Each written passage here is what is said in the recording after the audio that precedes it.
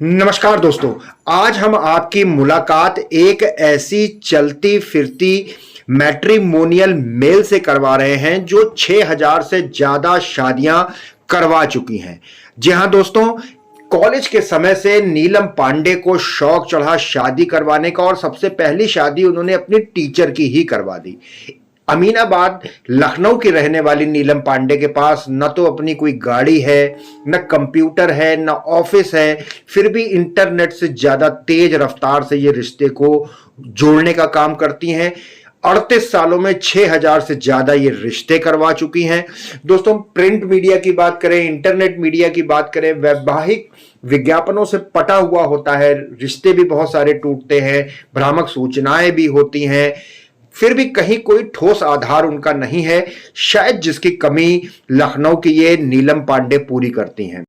और दोस्तों, बड़ी बात यह कि आज हम उस दौर में खड़े हैं जब कोई समाज सेवा को निस्वार्थ भाव से करने का जज्बा ही नहीं रखता, लेकिन नीलम के अंदर ऐसा जज्बा है जो कॉलेज के समय से शुरू हुआ, आज भी वो लगातार चल रहा है। तो आइए देखते हैं किन किन मुश्किल हालातों से ये गुजरी। नीलम जी, सबसे पहले तो नेशनल वॉच चैनल में आपका बहुत बहुत स्वागत है।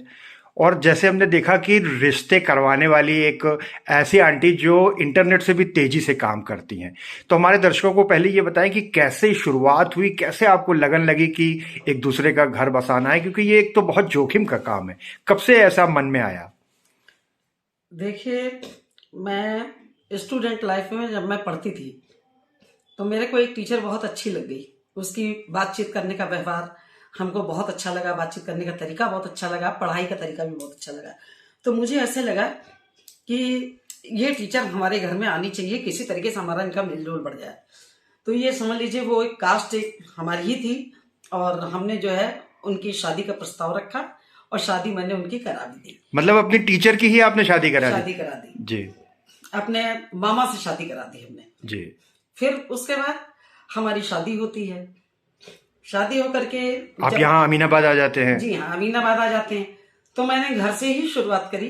अपने 4 नंदों की शादी, 2 देवरों की शादी और देवर के भी बेटे की शादी, अपने खानदान में और भी लोगों की शादी मैंने की।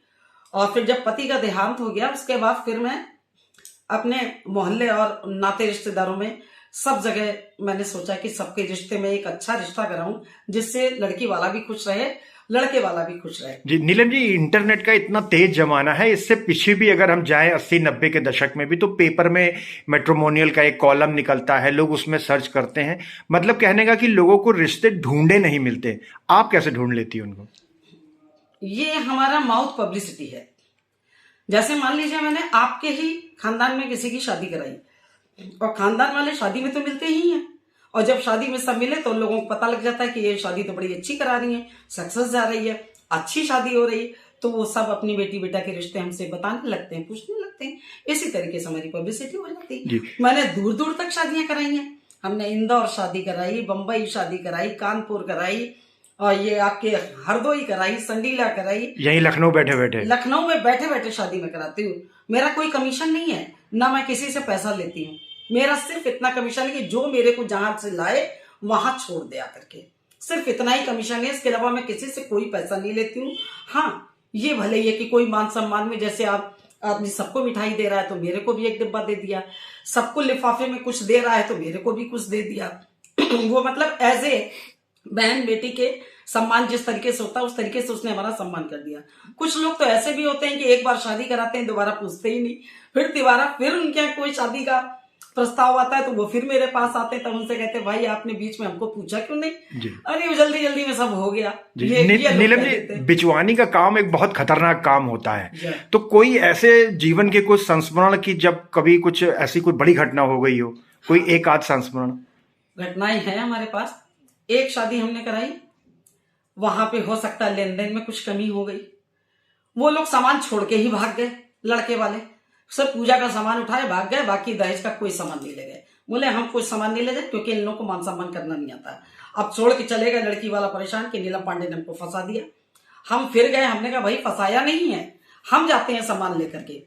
ये समझ लीजिए कि डाले में बैठ करके मैं सुबह ब्रश करके अपने घर से चुपचाप निकली कि किसी काम से जा रही हूं, अभी लौट के आऊंगी। और ब्रश करके मैं डाले में बैठ के ड्राइवर के साथ उनके घर पे जाके मैंने सामान पहुंचाया।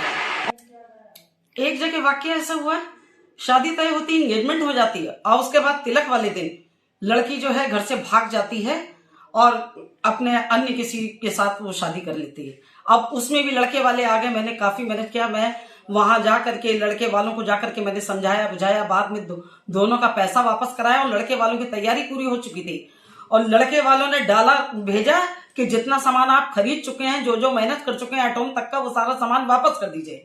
और लड़की वालों ने अपना पूरा हर्जाना का पैसा वापस लिया, कोई कोर्ट कचहरी मुकदमा नहीं हुआ, मैंने अकेले सारा दोनों को यथायोचित दोनों को मैंने ठीक किया और बाद में कोई लड़ाई झगड़ा नहीं हुआ। जी नीलम जी, कई बार ऐसा भी होता होगा कि लोग धोखे से कोई फर्जी बायोडाटा बना के, मतलब गलत जानकारी दे करके, तो ऐसे में भी तो सारी जिम्मेदारी आपके ऊपर आ जाती होगी। हाँ होती है, कभी एक आध बार ऐसा होता है किसी का लड़का मंगली है किसी का नहीं है, वो लोग झूठ बोल देते हैं, कोई एज छुपा ले जाता है, तो बाद में अगर ये बात आती है तो मैंने अब उनसे यही कहा कि मैंने किसी के छठी के भात तो खाए नहीं है, मैं क्या जानूं कि कौन किस उम्र का है, जो मेरे को बता रहा है मैं बता रही हूँ। अगर आपको पुष्टि करनी है तो आप उसका हाई स्कूल का सर्टिफिकेट देखिए। और देखिए भाई, ऐसा भी होता है कि हाई स्कूल के सर्टिफिकेट में भी लोग घटा बढ़ा के लोग लिखवाते हैं, तो आप बताइए कहाँ हम कैसे समझें कि ये आदमी सही बोल रहा है। तो वैसे क्या क्या सावधानी आप बरतती हैं जब कोई रिश्ता कराती हैं? तो सावधानी यही बरतते हैं, जहाँ हम लड़के वालों को ले जाते हैं लड़की वालों को ले जाते हैं, दोनों को मिला देते हैं। हम जितना जानते हैं लड़के वाले के बारे में, वैसे मेरा सोचना यही होता है कि एक लड़का सही हो और लड़की भी सही हो। अब जब ऐसी वाकयाएं हुई ना, तो उसके बाद फिर हम लड़का और लड़की से अकेले बात कर लेते हैं, दोनों को फोन नंबर अपना दे देते हैं कि अगर आपका कहीं कुछ है तो मैं आपके पेरेंट्स को भी नहीं बताऊंगी, आप मेरे को चुपचाप फोन करिए, मैं आपके बीच से मैं हट जाऊंगी और मैं आप किसी को नहीं बताऊंगी और ये मैं राज अपने दिल में रखे रहूंगी। जी नीलम जी, एक निस्वार्थ काम आप कर रही हैं, समाज सेवा की एक अनूठी मिसाल है। जो भी भाई बहन मित्र इस वीडियो को देख रहे हैं, इस खबर को देख रहे हैं, अगर वो आपसे संपर्क करना चाहें, आपका पता हम मेंशन कर देंगे, अपना मोबाइल नंबर भी एक बार बोल दीजिए। बिल्कुल, 9335538060। एक बार रिपीट कर दीजिए।